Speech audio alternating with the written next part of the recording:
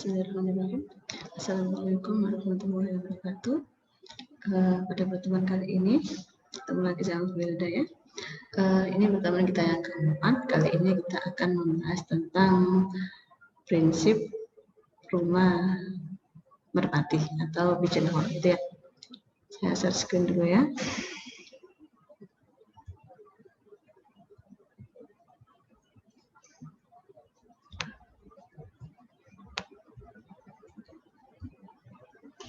Oke.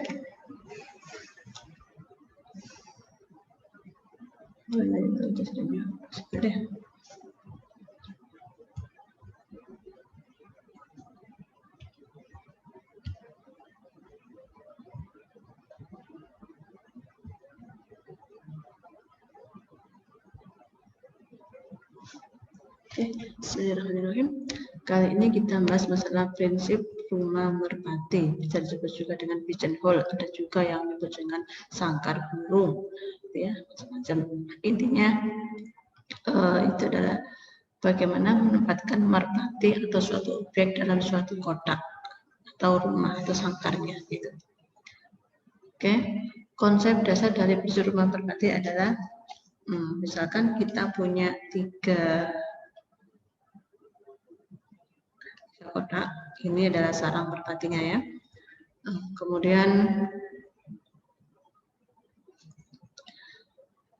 kita kotaknya atau sarangnya itu ada 3.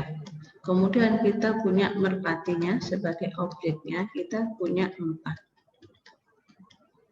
Maka bagaimana cara meletakkan merpati itu ke dalam kotak atau sangkarnya ini, dalam rumahnya ini? Maka kemungkinan pertama kita bisa menaruh seperti ini M, ini M, ini M. Kurang satu di mana? Otomatis mungkin bisa di sini, bisa di sini, bisa di sini ya, bisa di sini. Atau bisa juga kita meletakkan seperti ini. Boleh Bu? Boleh. Atau bisa juga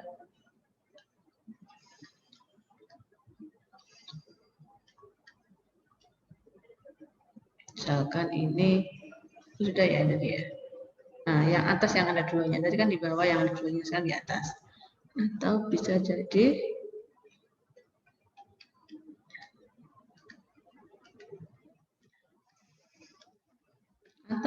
juga seperti ini.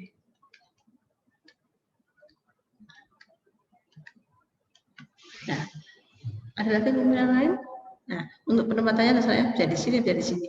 Nah, kita lihat bahwa dalam semua kemungkinan itu pasti terdapat atau dapat dipastikan, dengan pasti dapat dijamin gitu ya.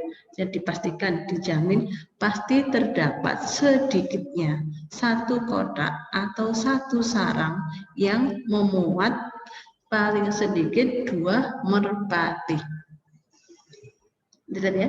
Jadi sedikit, kalau di sini ada satu kotak yang memuat 2 merpati. Di sini ada 2 kotak yang memuat 2 merpati. Di sini juga ada satu kotak. Di sini ada satu kotak yang memuat 3 merpati. Di sini ada satu kotak yang memuat 4 merpati. Jadi dapat dipastikan pasti, dengan pastinya saya yakin gitu ya. Ada satu kotak, sedikitnya satu kotak yang memuat merpati 2 atau lebih. Ya. Nah, sehingga bunyi dari prinsip rumah merpati adalah seperti ini. Misalkan N suatu bilangan asli, N itu bilangan asli, jika sebanyak N plus 1 objek, jadi objeknya itu ada N plus 1, kemudian ditempatkan ke dalam N kotak, kotaknya ada N, maka pasti terdapat, pasti ya, dijamin pasti terdapat paling sedikit satu kotak yang berisi ini salah ya, paling sedikit satu kotak yang berisi 2 objek atau lebih.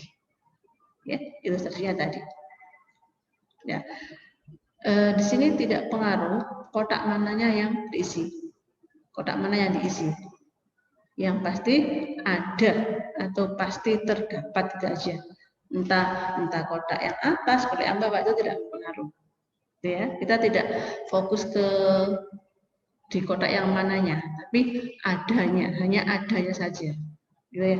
Oke. Kemudian di sini terlihat ada objek, ada kotak. Jadi semua permasalahan yang berhubungan dengan prinsip merpati akan dengan mudah kita selesaikan kalau kita bisa mana yang sebagai objek, mana yang sebagai kotak. Karena kadang-kadang kembali juga. Nah, kalau kita sudah paham mana yang objek, mana yang kotak, maka kita akan dengan mudah menyelesaikan permasalahan yang ada. Gitu ya.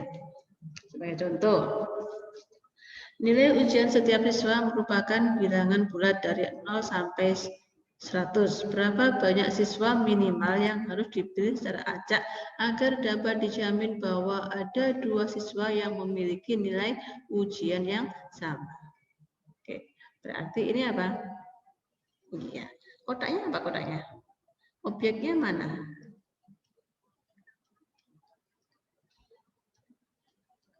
Kalau kita lihat di sini, berarti sebagai merupakan bilangan bulat. Kita boleh pakai ini. Kotaknya adalah iya. Kotaknya adalah nilai antara 0 sampai 100. Ada berapa ini? Ada 101. Maka objeknya ini kan? Nah, sama sesuai dengan tadi ya. Bahwa ada 2 siswa. Minimal ada 2 siswa yang memiliki ujian yang sama. Minimal ada 2 merpati yang dalam satu kotak. Berarti objeknya adalah N plus 1, berarti 101 plus 1 sama dengan 102. Ya, kalau ini kan nilai antara 0 sampai 100 itu kan ada 101. Berarti kalau ada 101 siswa, kemungkinan terburuk, kita harus selalu bicara kemungkinan terburuk ya. Kemungkinan terburuk itu apa? Itu adalah semuanya beda. Dari 100 siswa ini semuanya beda, nilainya 0, 1, 2, 3. Sehingga tidak akan ada 2 siswa yang memiliki nilai sama. Nah, supaya pasti ada minimal yang sama, pasti itu ya, pastinya ini yang itu. Nah, maka harus ada ditambah 1 lagi sehingga harus ada 102 siswa. Bisa dipahami ya? Oke. Lanjut. Oke, jumlah orang minimal yang harus ada agar dipastikan terdapat 4 orang dengan tanggal kelahiran yang sama. Oke. Tanggal kelahiran kita pakai yang maksimal ya, jangan pakai yang 28. Kenapa? Karena kemungkinan kan kita bicara bulannya, bulan yang tanggalnya 31 ya. Maka kita pakai 31. Kemudian ini ada 4 orang, berarti ya, ini kita anggap ada 3 orang dulu, 31 kali 3. Berapa ini? 93. Ketika 93 orang, berarti kemungkinan terburuknya adalah semua orang ini beda-beda, sehingga setiap tanggal itu ada 3 orang. Sehingga untuk mendapatkan 4 orang, maka ditambah dengan 1. 93 ditambah 1. Jadi harus 94 orang. Minimal, ingat ya, minimal 94 orang, maka sudah dipastikan bahwa terdapat 4 orang dengan tanggal kelahiran yang sama. Bu, kalau itu pakai 95 atau 100 kan mungkin saja iya, tapi kan pertanyaannya minimal. Minimalnya ini, ketika 93 belum bisa dipastikan, masih ada kemungkinan terburuknya bahwa cuma ada 3 orang setiap tanggal yang sama.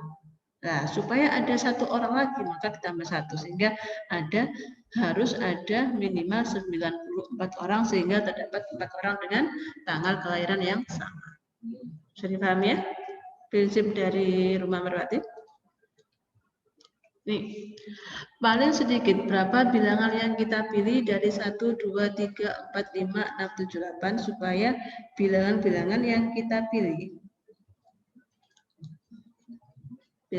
pasti terdapat bilangan yang berjumlah 9.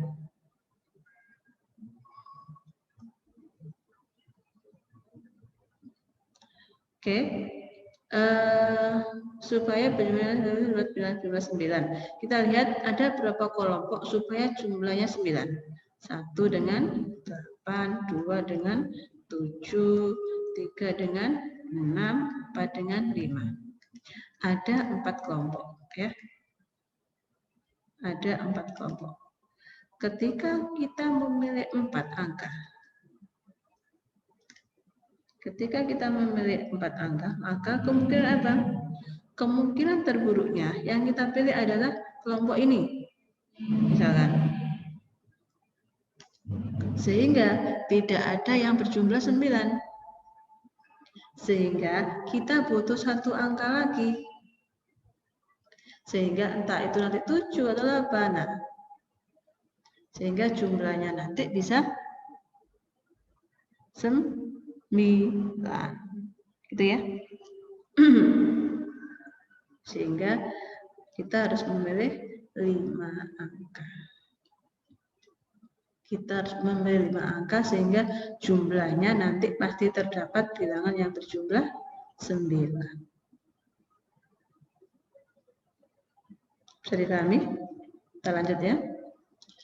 Di dalam kotak terdapat 4 bola merah, 5 bola biru, dan 3 bola kuning. Berapa banyaknya bola paling sedikit harus diambil secara acak agar kita dapat menjamin A. Pasti terambil 2 bola berwarna sama.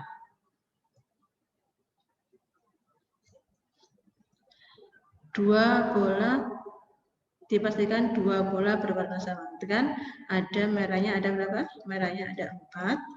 Birunya ada 5, kemudian kuningnya ada 3.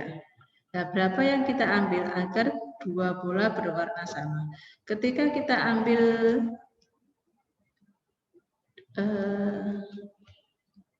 ketika kita ambil 3 bola, kemungkinan terburuknya apa? Kemungkinan terburuknya ini bisa saja 1 merah, 1 biru, 1 kuning, sehingga tidak ada yang berwarna sama. Maka agar pasti ada 2 bola berwarna sama, maka kita harus ambil 4 bola. Itu yang A. Ya. Sedangkan untuk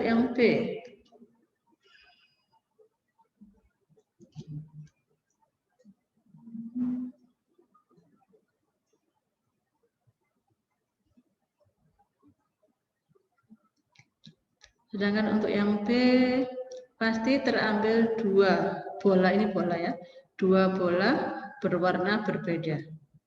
Oke, ketika saya mau mengambil 3, ketika saya ambil 3 bola misalkan, kan kemungkinan bisa saja ini semuanya kuning, sehingga tidak ada yang sama. Ketika saya ambil 4, ya sama, mungkin saja semuanya merah. Ketika saya ambil 5, juga mungkin semuanya. Nah, sehingga yang memungkinkan ada 2 warna berbeda, ada kita harus ambil. Kalau 4 masih mungkin kemungkinan 4-nya merah. Kalau ambil 5 juga masih mungkin 5-5-nya biru. Ini kemungkinan terburuknya. Nah, sehingga untuk memastikan bahwa ada pasti, dengan pasti terjamin ada 2 bola berwarna berbeda, maka kita harus ambil 6 bola. Jadi paham ya? Lanjut. Terdapat 10 pasangan suami istri, paling sedikit dari 20 orang tersebut harus dipilih agar terjamin bahwa pasti terpilih sepasang suami istri. Kita mau memilih berapa orang sehingga pasti ada yang suami istri. Berapa? Karena tadi itu ada 10 pasang suami istri, berarti ada berapa orang? Kalau kita ambil 10 orang, kemungkinan masih memungkinkan tidak ada pasangannya. Tapi kalau kita ambil 100 kalau kita ambil 10 plus 1 orang, maka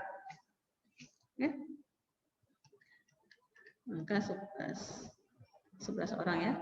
Nah, kalau kita pilih 11 orang, maka pasti ada satu pasangan di dalamnya. Oke, jadi paham ya? Oke, lanjut.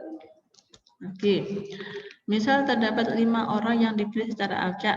Beberapa orang saling mengenal satu sama lain dan beberapa lagi tidak saling mengenal. Buktikan bahwa pasti terdapat 2 orang dalam ruangan itu yang memiliki banyak kenalan yang sama. Buktikan bahwa terdapat 2 orang dalam ruangan itu yang memiliki banyak kenalan yang sama. Oke. Sekarang ada 5 orang. 5 orang. Kemungkinan dari 5 orang ini mengenal, ada yang tidak kenal, 0. Ada yang cuma kenal 1 orang, ada yang kenal 2 orang, ada yang kenal 3 orang, atau mungkin ada yang kenal 4 orang. Sekarang kalau A, bahkan orang-orang ini saling mengenal ya, misalkan A itu kenal dengan B, apakah B juga kenal dengan A? Otomatis ya, hubungannya saling mengenal itu simetris. Sehingga ketika di sini ada 0, mungkin nggak ada 4, nggak mungkin ada 4. Jadi ini salah satu. Bisa 0, 1, 2, 3 atau 1, 2, 3, 4.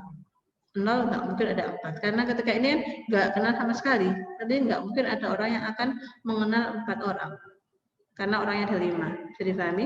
Sehingga ada pilihan cuma 4. Nah, maka di sini sebagai kotaknya adalah ini, pilihannya ini. Kotaknya ada 4.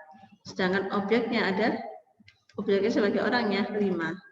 Berdasarkan prinsip rumah merpati, maka paling sedikit ada 2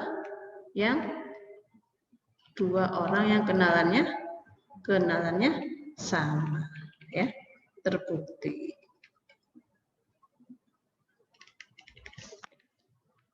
Lanjut. Jika M objek ditempatkan ke dalam N kotak, jika M objek ditempatkan ke dalam N kotak, maka terdapat paling sedikit 1 kotak yang memuat sedikitnya M per N objek. Contoh seperti ini. Jika terdapat 20 sarang merpati dan 41 ekor merpati, maka terdapat 1 buah sarang yang berisi lebih dari 2 ekor merpati, atau dengan rumus diperoleh paling sedikit 41 bagi 20 sama dengan 3. Ada 3 merpati yang menempati 1 sarang merpati. 41 bagi ini ya. Fuino 3 sebenarnya tandanya ini gini ya. Jadi kita bulatkan ke atas. 41 dibagi dengan 20 itu kan 2, bla bla bla. Ya. Nah, bla bla blanya itu di sini bukan pakai pembulatan, tapi tanda ini pembulatan ke atas. Maka kita gunakan menjadi 3. Maka paling sedikit ada 3 merpati yang menempati 1 sarang merpati. Sekarang ini di antara 50 mahasiswa terdapat paling sedikit orang yang lahir pada bulan yang sama. Bulannya kan 12, maka 50 bagi 12. Kita pakai tanda ini, jangan lupa. 50 per 12. Berapa ini? 4, ya. Maka menjadi 5.